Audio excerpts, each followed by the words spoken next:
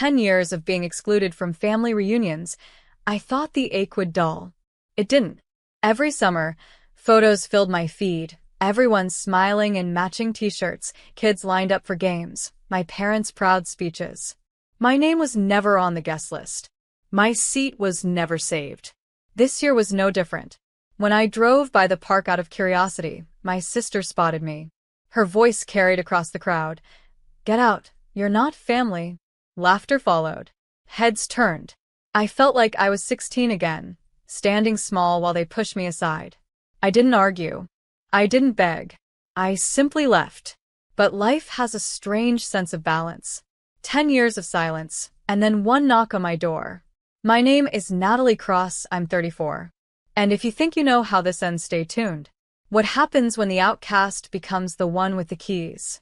It was a Tuesday morning when I heard the buzz of my gate. Security cameras flashed the impossible. My parents, my sister, cousins who had called me pathetic, all lined up outside like petitioners. My mansion's white stone walls rose behind me, the house they never imagined I could own. I opened the door calmly, their voices rising in nervous chatter. One by one, their smiles faltered as they took in the marble floors, the sweeping staircase, the quiet hum of a home built without them. Their faces drained of color, eyes darting from chandelier to window to me, as if searching for a punchline. But there was none. And what I did next was something they never expected. They stood in a cluster on my doorstep, shifting uncomfortably. For a moment, no one spoke. Then Mom cleared her throat, her voice unsteady. "Natalie, we thought we should visit. It's been too long." Too long. As if 10 years of exclusion had been an oversight, like forgetting to send a Christmas card. I leaned against the doorframe, arms crossed. "Last time I saw you, you told me I wasn't family. Remember?" Dad's jaw tightened. "That was just a figure of speech. You're making it sound harsher than it was." A laugh slipped out before I could stop it. "A figure of speech? Funny, because it felt real enough to keep me out of your lives for a decade." My sister finally piped up, trying for charm. "We didn't mean it like that. Look, you've obviously done well for yourself. We're proud of you." Her eyes, though, betrayed her, darting over my foyer, calculating every detail. I let the silence stretch, the sound of the fountain in my entryway filling the space. They weren't here for reconciliation. They were here because they'd finally realized I had something they wanted. "Why are you really here?" I asked. They exchanged glances, shifting like guilty children. Finally, Dad muttered, "We've had some financial setbacks." There it was. The truth, dressed in shame. I stepped aside, gesturing them in. Their relief was palpable as they shuffled past me, wide eyes drinking in every corner of the mansion. But they didn't realize that letting them in wasn't surrender. It was strategy. Because for the first time in my life, they were in my house on my terms. And I had no intention of playing their game. They sat stiffly in my living room, perched on the edge of leather sofas they'd once said were too classy for someone like you. The irony wasn't lost on me. Mom looked around nervously before saying, "It's a beautiful home, Natalie. You've done so well." I poured myself a glass of water, letting the silence weigh. "I did," I said simply. "Without any of you." My sister forced a laugh, her hands twisting in her lap. "Don't be like that. We're family. Family forgives." I set the glass down with a sharp click. Family doesn't exclude one of their own for 10 years and then show up when the money runs out. Dad's face hardened. "We just need some help, Natalie. Alone. Things will get better soon. You've always been the practical one. You understand." I studied him. The same man who once told me I was dead weight. The same man who clapped his hand on my shoulder at 18 and said, "Don't expect much from life. You're not the star of this family." Now here he was, eyes down, voice softer. I walked to the dining table and pulled out a drawer. Inside was a leather-bound folder.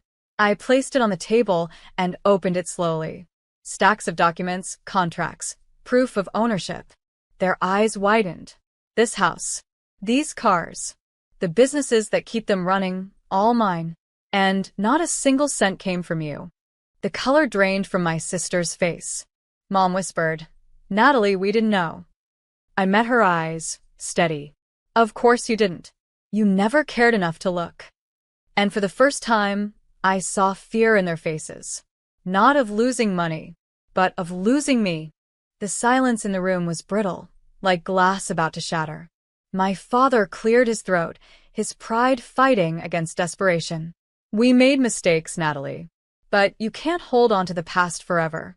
Families forgive. Families support each other. I raised an eyebrow. Support each other? You told me to get out. You laughed while I stood alone, year after year. Where was that support then? My sister leaned forward, her voice sharper. You're exaggerating. We never meant to hurt you. But look at you now, you don't need us. Why keep punishing us? Punishing. The word rolled off her tongue like I was some villain pulling puppet strings. I laughed softly. I'm not punishing you. I'm just not rescuing you. There's a difference. Their eyes darted around my home again. The crystal chandelier above, the abstract paintings lining the walls, the quiet hum of comfort they'd never expected me to own. Mom finally whispered, "We're losing the house, Natalie. Your father's debts, they've piled up. We thought maybe." She stopped, shame tightening her throat. And there it was. The real reason for this sudden visit. Not love. Not regret. Need. I stood, letting my footsteps echo against the marble floor. You excluded me when it was convenient. Now you include me because it's convenient. Do you hear yourselves? Their silence told me they did. I walked to the window, staring at the garden outside, calm and steady. For 10 years, I begged for a seat at your table, I said softly. Now you're begging for one at mine. When I turned back, their faces were pale. And that was just the beginning. They shifted uneasily on the sofa, the weight of my words pressing down harder than any chandelier above their heads. My sister finally broke, her tone brittle. Natalie, fine. We were wrong. But you're rich now. Isn't that the point of money? To help family? I tilted my head, studying her carefully. Family? That's what you call me now. Interesting choice of words, considering you screamed the opposite in a public park. Her cheeks flushed. That was years ago. 10, I corrected. 10 years you never called, never texted, never asked how I was. And suddenly, when the bank threatens foreclosure, I'm family again. Dad rubbed his temples, exasperated. You're twisting everything. We didn't mean it literally. You know how families fight. No, I said firmly. Families fight and then reconcile. What you did was erase me. There's a difference. The silence that followed was suffocating. Their eyes darted toward the folder still sitting on the dining table, as though the documents inside might sprout wings and save them. Finally, Mom spoke, her voice trembling. Please, Natalie. We're drowning. Help us, and we'll make things right. I leaned forward, my tone low and calm. Do you know what's interesting about drowning? Sometimes the person who pulls you under the water is the same one who begs you to save them. Their faces fell, the truth landing heavy. I stood, smoothing my dress, and let the pause stretch. You don't need saving. You need consequences. And in that moment, the power shifted completely. Not because I had money, but because I finally had the strength to say no. The room felt smaller now, the air thick with everything left unsaid. My sister crossed her arms, trying to mask fear with defiance. So what, Natalie? You'll just watch us lose everything? What kind of person does that to their own blood? I met her gaze evenly. The kind of person who learned that blood isn't a free pass to betrayal. Dad slammed his hand on the armrest. We gave you everything. The laugh that escaped me was sharp, humorless. Everything? You gave me years of silence, humiliation, and locked doors during reunions. Do you want me to show you what I gave you? I gestured toward the folder on the table. Receipts, debts I cleared, checks you cashed without thanks. That's everything. Mom started to cry then, soft and desperate. Natalie, please. We're not perfect, but we're your family. Doesn't that mean something? Her words might have broken me once. Not anymore.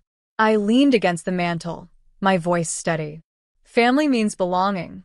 You stripped that from me the moment you told me to leave. 10 years is a lifetime, Mom. A lifetime where you chose to erase me. The clock ticked loudly, filling the silence they couldn't. Their faces told me they finally understood. They weren't here out of love. They were here out of desperation. I straightened, my decision final. You came to my door expecting the same Natalie, who once begged for scraps. She doesn't live here anymore. Their eyes widened, panic flashing. And in that moment, I realized I didn't need revenge. I already had something better.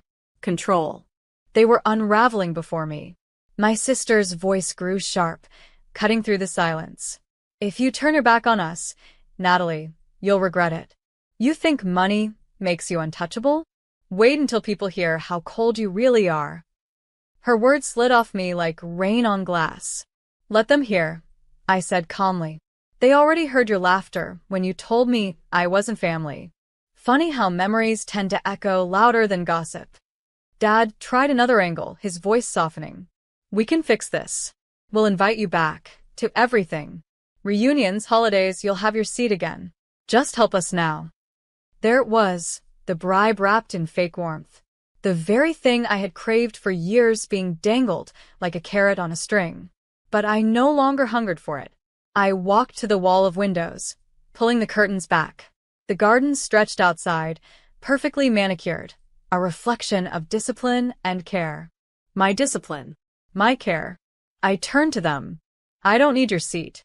I built my own table. And the irony? It's bigger than yours ever was. Mom sobbed openly now, her hands wringing in her lap. Natalie, don't do this. We're family. We made mistakes, yes, but you can't just erase us. I took a deep breath, my voice calm but final. I don't need to erase you. You erased yourselves the moment you told me to get out. Their silence was louder than any scream. For the first time in my life, they looked small, powerless in the mansion they had never imagined would belong to me. And I had never felt taller. They left in silence. No hugs, no promises to call, no sudden change of heart. Just the sound of the front door closing behind them, their shadows swallowed by the evening light. I stood alone in the foyer, the echo of their footsteps fading into nothing. For years, that emptiness would have broken me. But now? It felt like peace. I walked back to the dining table, the folder of documents still spread out like a ledger of truth. One by one, I gathered the papers and tucked them away. Not because I needed proof anymore, but because the proof had already done its work. They had seen it. They had seen me. In the past, I'd begged for scraps of validation, thinking that if I gave enough, I'd finally earn my seat at their table. But tonight had taught me something I should have known long ago. I didn't need their table. I had built my own.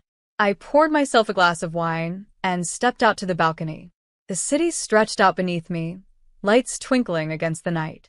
Somewhere out there, my family was huddled together, not in laughter, but in fear of bills, of consequences, of life without me to carry the weight.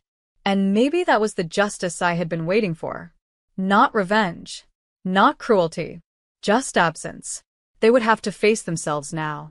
Without me as their scapegoat, their babysitter, their invisible wallet. Without me, the cracks in their foundation would finally show. I raised my glass toward the skyline, whispering, to freedom. Because freedom wasn't loud. It didn't require shouting or slamming doors or grand speeches. Freedom was walking away calmly, letting their own words haunt them, letting silence be the mirror they couldn't escape. And in that silence, I found my place. Not as their outcast, not as their forgotten daughter, but as the woman who had finally stepped out of their shadow and into her own light.